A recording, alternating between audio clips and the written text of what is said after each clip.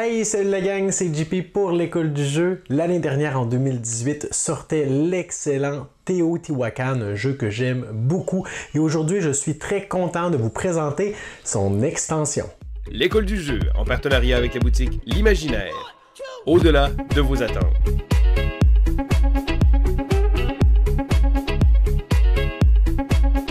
Nous voici devant la boîte de l'extension de Teotihuacan du nom de Late Pre-Classic Period. Alors, traduction française de cette période, on pourrait l'appeler également la période pré-classique méso-américaine si vous êtes fanatique d'histoire, d'archéologie ou tout simplement que vous désirez vous situer un peu dans le temps.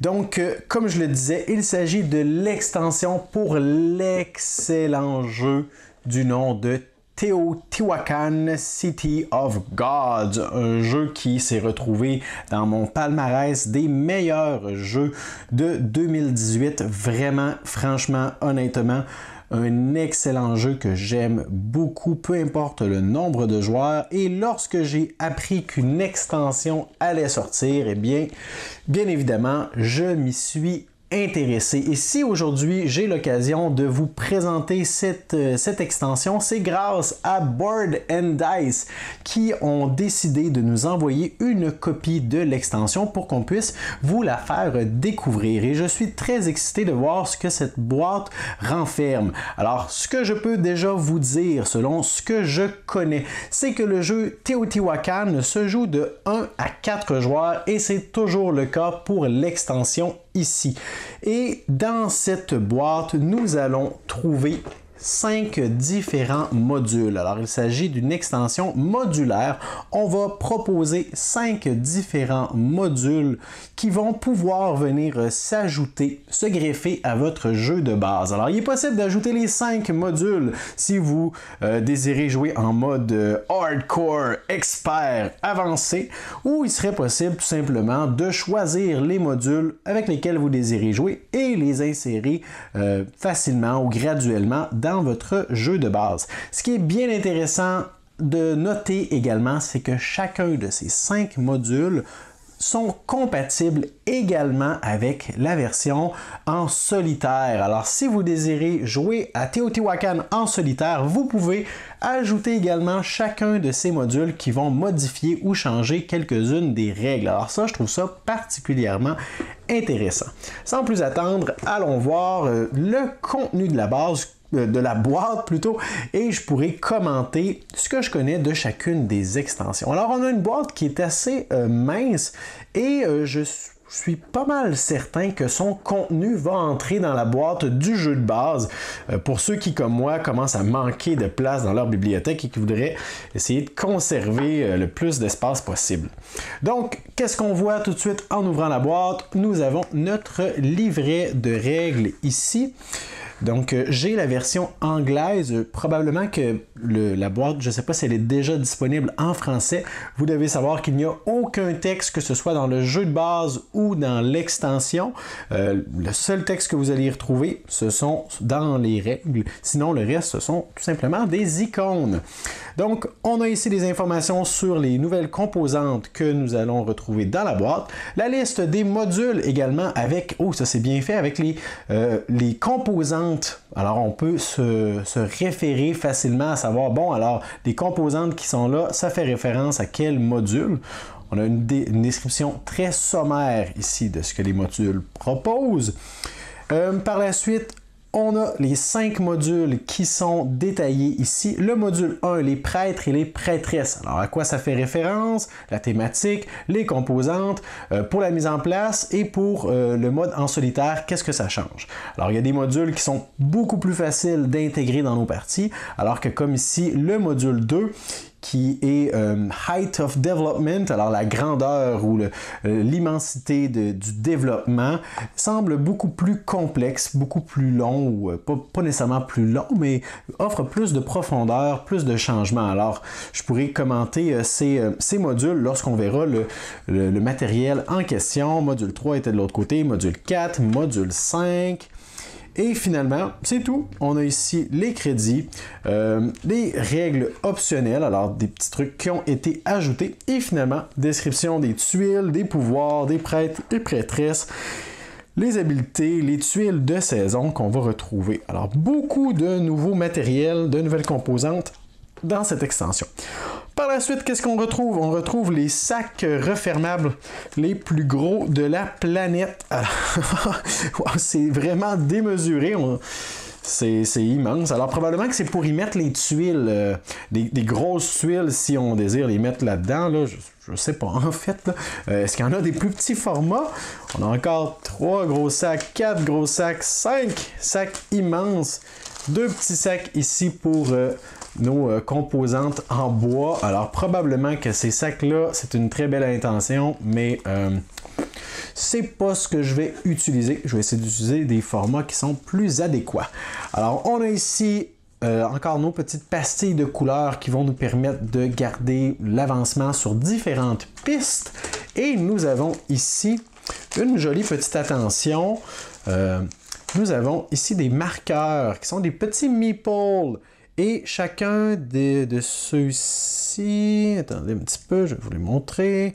Alors, ils sont très jolis.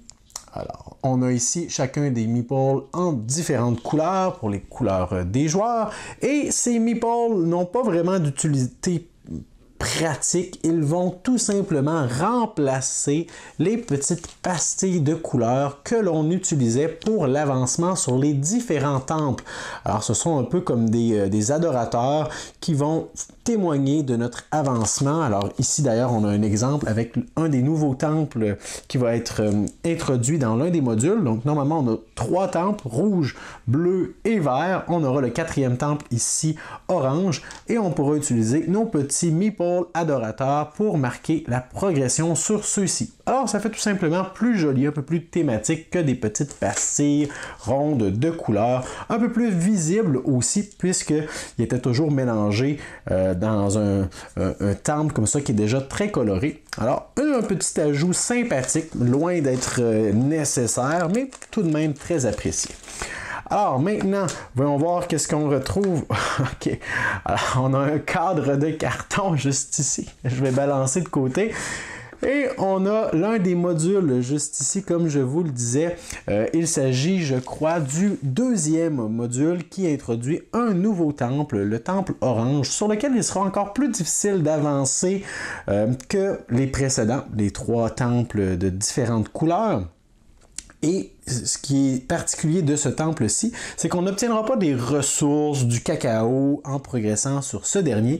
Au contraire, on va débloquer des bonus. Selon les emplacements que nous allons atteindre, on va débloquer des bonus qui sont indiqués juste ici. Alors, qui sont parfois des bonus d'utilité simple ou parfois des bonus qui sont permanents. Alors ça me semble bien intéressant. Sinon, l'avancement va fonctionner de la même façon que les autres.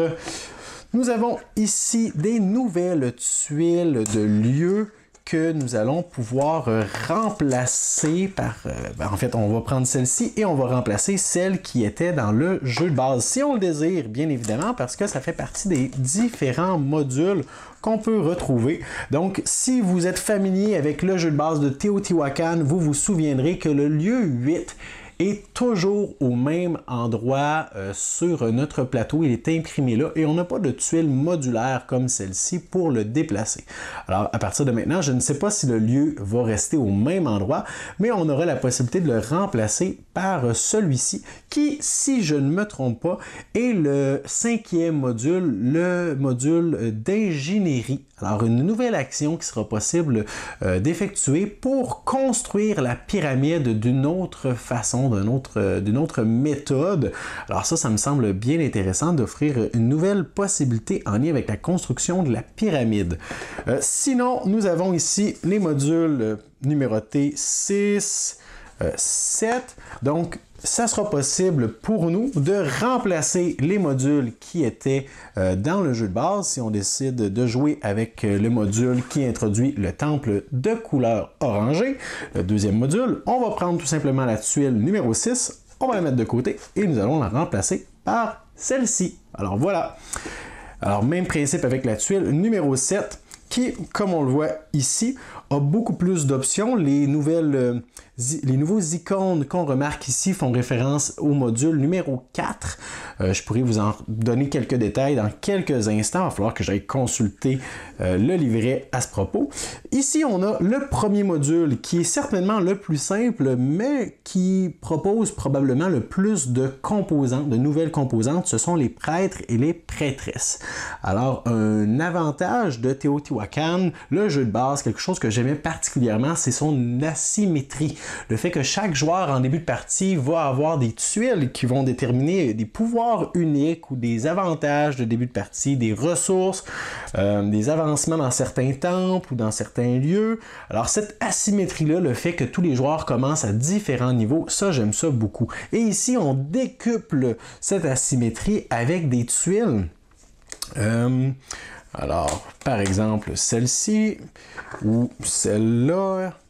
Tiens, je vais en prendre quelques-unes. Des tuiles de prêtre ou de prêtresse qui peuvent être utilisées en début de partie. Je crois qu'on doit les mélanger, en distribuer 2 à chaque joueur et le joueur doit en sélectionner une. Alors ça représentera un peu le prêtre ou la prêtresse qu'il va incarner en cours de partie. Et là, je ne sais pas si j'ai les bons nécessairement, parce que vous devez savoir qu'il y en a 16 dans la boîte. Alors, vous voyez que je viens d'en dépuncher quelques-uns. Il y en a d'autres ici. Il y en a d'autres en dessous. Donc, 16 prêtres et prêtresses différents. Sur ces 16-là, il y en a 10 que les joueurs peuvent incarner et 6 qui seront applicables pour le Theobot, qui est le mode en solitaire.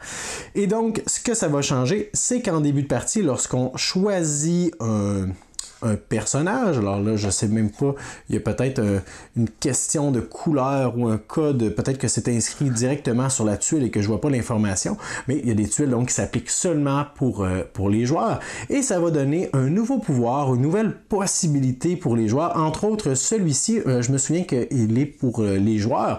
À chaque fois que le joueur en question va récupérer un masque, peu importe la rareté du masque ou son modèle, il va pouvoir récupérer une ressource et je crois également avancer sur l'un des temples de son choix. Par contre, pour la plupart des prêtres et prêtresses, on aura toujours une limite ou une conséquence, quelque chose qui va limiter nos choix également. Donc on a un très bon avantage, mais on a également une limitation. Dans ce cas-ci, lorsqu'on récupère des tuiles de découverte, eh bien on peut seulement récupérer les tuiles de découverte qui font allusion aux masques et non pas les autres. Alors c'est très, très intéressant quand même d'avoir des nouvelles options. Il y a certains prêtres ou prêtresses qui font en sorte que maintenant on peut gagner des points d'une nouvelle façon ou on ne peut plus gagner des points d'une certaine façon. Alors ça va certainement orienter nos stratégies, nos décisions. Et ce que je trouve particulièrement intéressant avec les prêtres et prêtresses, c'est justement le fait